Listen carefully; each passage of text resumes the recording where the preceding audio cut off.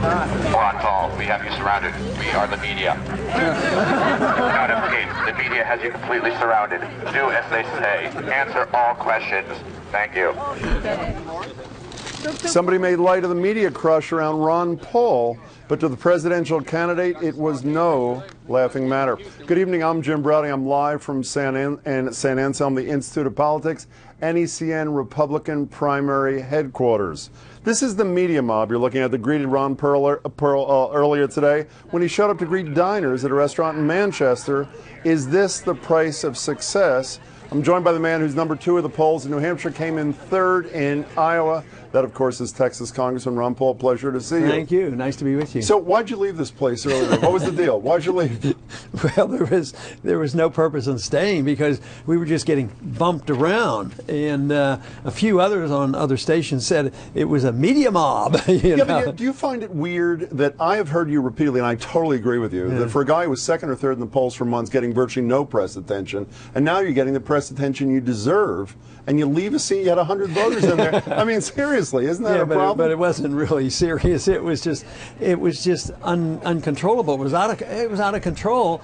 And actually, I thought some people would get hurt. I mean, it was like this, and people got bumped. My wife got bumped and pushed a little bit. But it was just the atmosphere wasn't good and it wasn't even safe. I'll give you room. I'll give you, you're 76 years old. A poll coming out in the New York Times, an entrance poll in Iowa, said 48% of people under 30 years old voted for the oldest man in the race. Why'd they vote for you? Because they know about young ideas and energetic ideas and people who know what I'm all about. I'm thinking about the young people because they're inheriting this mess that our generation's leaving them, and it's a lot of war, a lot of spending, a lot of debt, invasion of their privacy. Right now, they feel threatened about the invasion of their internet, and the views I have are very attractive to young people. Let's go to the other end of life. People who are older, senior citizens, Medicare, Social Security. Every poll shows the 2 most popular programs in America. You think they're both unconstitutional, correct? Yeah, technically. So should we end them? Technically, they are. I think the Federal Reserve is unconstitutional, but I'm not calling for the ending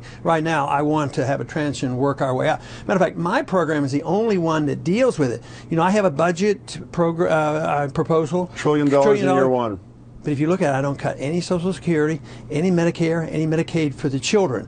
I say cut overseas spending, spend that money back here on our needs, and then work our way out of this. But I do not want to address it. Now, if we don't cut back and balance our budget and get order, and we keep printing money to cover a $1.5 trillion debt, the money will quit working, and these people are going to be out in the street. Just think, I'm the only one that talks to the elderly who are getting squeezed. Their income is going down because the value of the dollar is going down. Their standard of living is going down, and they understand this. So I get a good reception. But you think it's unconstitutional? Very briefly here, Rick Santorum says we should be cutting Social Security benefits immediately. He doesn't think it's unconstitutional. Yeah. Should we?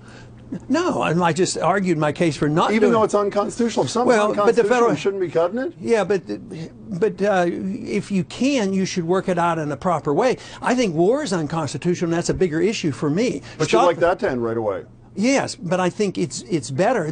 Why should now Santorum won't cut a penny from overseas, but he'll go after Social Security beneficiaries. It's priorities, but if we continue to do this, everybody loses. And I think people who know me understand exactly what I'm talking about. Congressman, not everybody, a lot of people question your electability. I'm not going to question that. I'm going to question your ability to govern. Newt Gingrich, coming out of Iowa, said 75% of people aren't supporting Mitt Romney. He also could have said, I'll say, 80% of people right now are not supporting you. Virtually no one in Congress supports your approach to spending and those sort of things, even if it's the perfectly right one. How do you implement any of this stuff, even if you happen to end up being president of the United States? A measurement of people in Washington is not a very good measurement. I'm talking about. But they got to vote on what you want. They got to vote to cut $1 trillion from the budget. If I'm elected president, which we plan to do, we're going to get a lot of new people.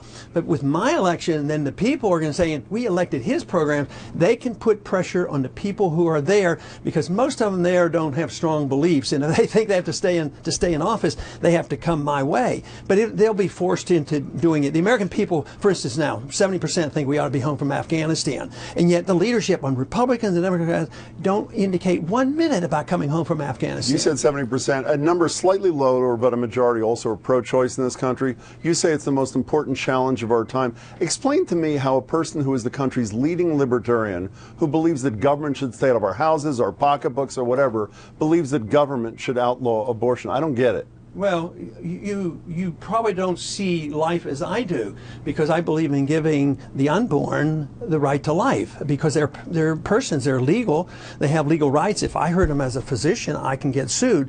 So I want them to have a choice too. But it's a difficult subject. Under our laws, it should be handled as a state. I don't want to have a federal police force. Then why'd you sign this thing? The personhood Republican candidate pledge. This is something you signed on to. Every human being at every stage of development must be recognized as a person possessing the right to life in federal and state laws without exception, without compromise. You signed on. Yeah, but you have to read my disclaimer. I read your disclaimer. Yeah, but why would you sign it at all on something so serious? Well, because I wanted to indicate my position on that, but I wanted to, explain it too. And I've done this a lot of times on a lot of the right to work questionnaires.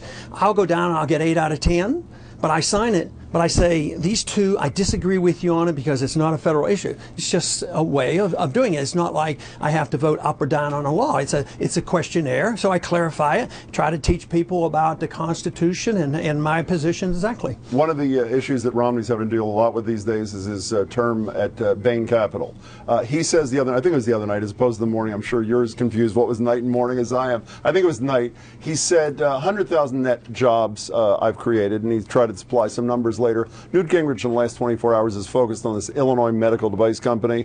$30 million investment turned into $240 million in profit. 1,700 layoffs. He thinks it's abominable. Which side are you on in terms of this? Are you on the Newt side or are you on the mid side? Probably neither, but I certainly don't seem to be invited in the Newt side, because it's not like Fannie Mae and Freddie Mac getting taxpayers' money. He hasn't charged Romney with taking a bailout money. See, I would want this argument about the money that went to General Motors and that the labor unions got preference and they now own that company. That's the kind of corruption you want to deal with. But are you troubled as a human being? Forget as a presidential candidate and potentially a president. Are you troubled by a guy who multiplies his investment eightfold and in the process lays off 1,700 people? It doesn't bother you? You have a bully pulpit as president, no? If he's done nothing illegal, this type of activity may have saved jobs, because if you have a company that's ready to go bust and he saves of it, and I don't know anything about his dealings because I haven't had that interest, but if you save a company and move it out and you have jobs here growing, otherwise maybe that company would go broke and they would all lose jobs. So the market sorts this out. The bureaucrats shouldn't be doing it. It shouldn't be the politician who bails out General Motors and Fannie Mae and Freddie Mac and all the banks. That's where the real corruption is. Are you skipping Florida? Not exactly, but I'm not. I'm going to do some, but I'm not going to do a whole lot. Why? Well, because of I'm looking for delegates, and they've already lost half their delegates. Because they didn't follow the rule. They lost half their delegates. Still 50 delegates. I mean, roughly as many as Iowa and New Hampshire. It's winner take all. Yeah. So you have to have multi-box. You have to be tied into Wall Street. And I think I read today where Romney got more money than anybody else from Goldman Sachs. I don't want their money. I wouldn't take their money. I don't have $100 million.